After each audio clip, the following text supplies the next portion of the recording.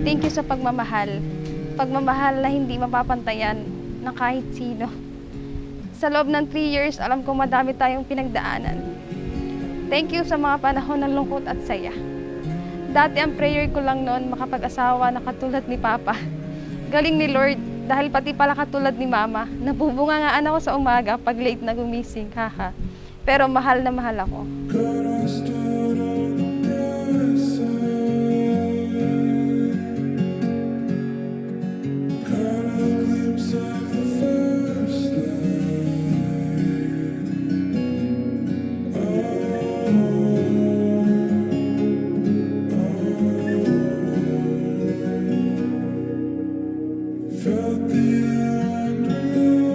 So sa oras na ito, tandaan ninyong mabuti, ilagay sa inyong isipan, sa inyong puso, na si Kristo ay magiging sentro sa inyong pagsama.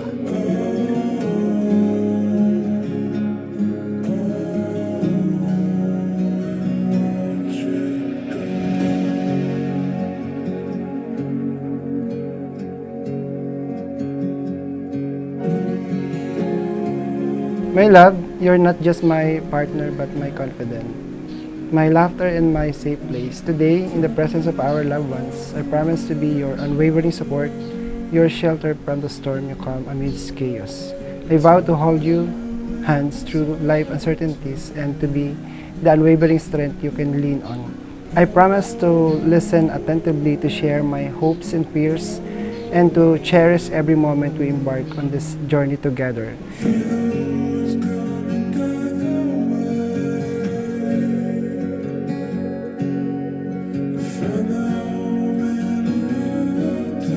So kahit anong mangyari sa buhay nyo, anong mga pagsubok, anong mga challenges na dumating sa buhay nyo, anong mga problema na darating sa buhay nyo, kailangan tandaan nyo ang salitang tapat.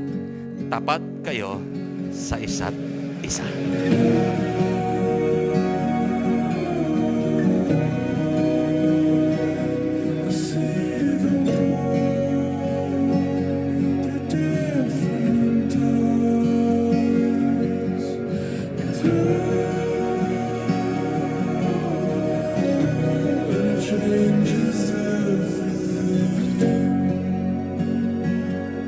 Hindi ko pinapangako pero gagawin ko ang lahat para maging mabuting asawa sa'yo. Aalagaan, mamahalin at iintindihin sa lahat ng bagay. In times of struggle, I will be your rock. In times of joy, your celebration.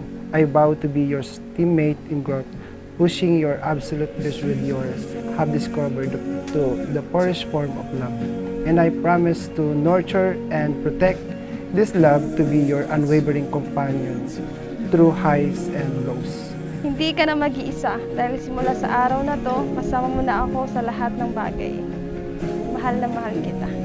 I vow to love unconditionally, to choose you each day, and to honor your bond in every moment we share from this day forward forever. I love you.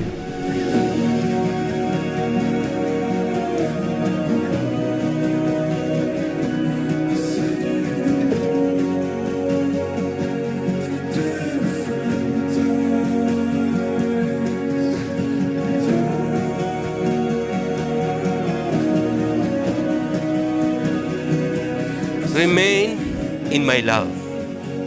First, remain in Jesus. Second, remain in my word. Third, remain in my love. Remain in my love. Meaning, as we remain in God's love, we cannot love people the way they are.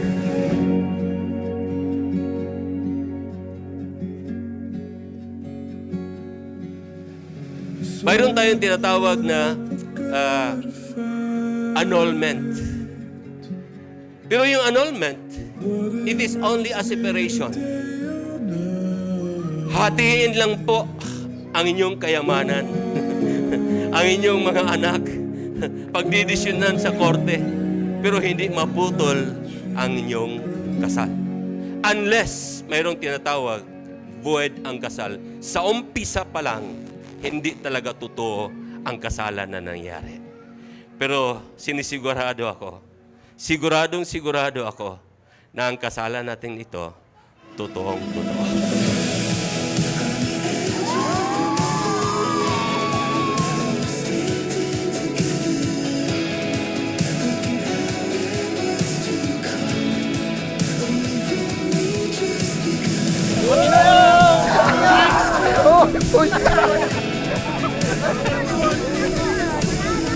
Mga bata na to.